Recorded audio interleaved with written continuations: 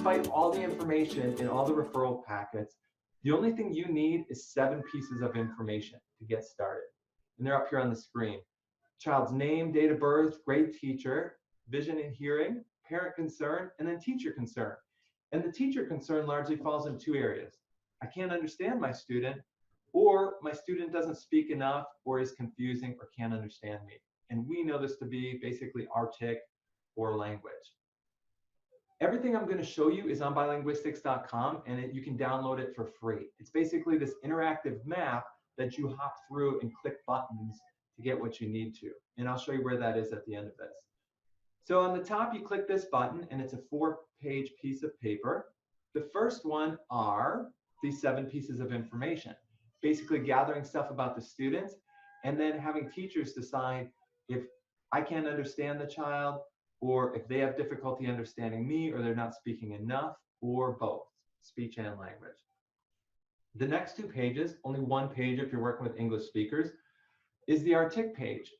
And what we've done is we've taken words and put them in order of how they're getting acquired. The easiest sounds at the top. And in Spanish, which is easier than English, we've made the words grow bigger as they move from left to right. So we get a little bit of idea about phonology and word size. So all you do is you take a pen and you draw a line across the piece of paper at the child's age, and you have the teacher ask the words above. What we know from artic research is it doesn't matter if the child says it on their own or if they repeat it. So as far as this goes, have the teacher say pig, apple, and they either put an X through it or they leave it as is.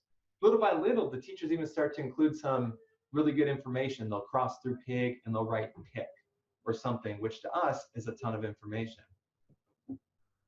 The last page is the language page. And we took these forms, and when we made them, we ran them through teachers to make sure that they were easy with the teacher language.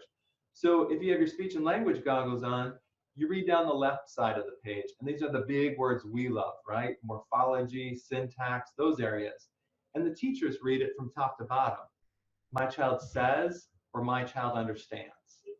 And you have the different boxes that relate to categorization and expressive syntax and the different areas. Each of these boxes have a letter in, which we're going to show you how that works. So basically, you give this as an intake area, and we've found out what sounds the child might be struggling with, or we found out the different areas, the buckets of language that the child might be struggling with. The next thing we do in the process is we have to respond to the teacher. And these green and red buttons are whether the child is having difficulty or not. So let's say we're on the artic side and there's no concern. We've got a letter in there. Hey teacher, I hear what you're saying, but this guy's 4 and he's having trouble with R. And if you look at the sheet, he's not having trouble with this. The last 2 pages of this are developmental norms, which can help them to see how the ages and how the sounds come in. Let's say they do have a problem. We've got a letter that says, hey teacher, I see what you're saying, and this is a problem. And I'm going to ask you to do a couple more things. So basically, there's 27 ways in which a child cannot be intelligible, which makes sense to us. And what do the teachers say? I can't understand them, right? They don't have this matrix in their mind like speech pathologists. So let's pretend that you looked at your sheet and it looks like the child's having difficulty with fronting and with F for that sound. So you push those buttons and, backing and F, and you get 2 sheets that you give back to the teacher. And these are divided by initial, medial, final, and they're more than just single word tests. We know that from a lot of the artic tests that we have, that probing a single word and qualifying a kid on that's pretty dangerous. So what this does is it gives us multiple attempts at the same sound, and they give this back to us.